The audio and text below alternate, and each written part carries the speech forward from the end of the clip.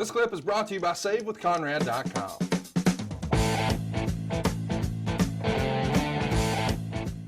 So as we said, Eddie winds up joining up with ECW, which works out really well for him. He wins the television championship from Too Cold Scorpio in his debut match on April 5th, 1995 at Three-Way Dance. He goes on to have a series of acclaimed matches with Dean Malenko before they both get an opportunity to sign with World Championship Wrestling later in the year.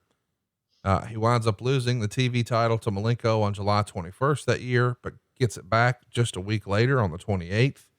And then ultimately drops it back to Too Cold on August 25th. And the next day they have their last match, which is going to end in a draw in a 2 out of 3 falls match at the ECW arena. And after the match, the entire locker room empties out and the two are carried around the ring by their fellow wrestlers. And the crowd is chanting, "Please don't go."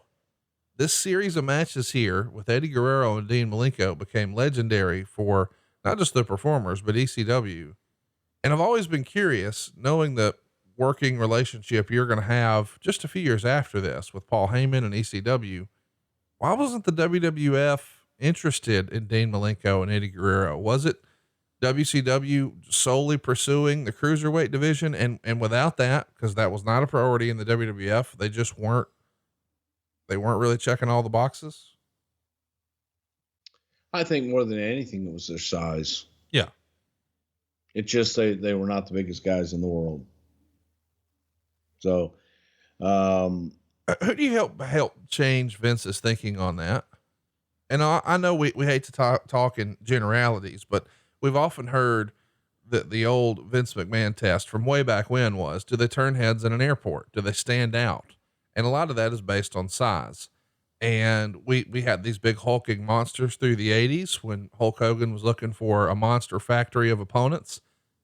But Bret Hart was the champion at this time. Shawn Michaels is going to be the very next year.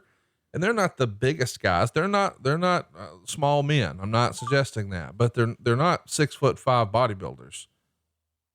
Is there a time where you can say this guy changed Vince's mind?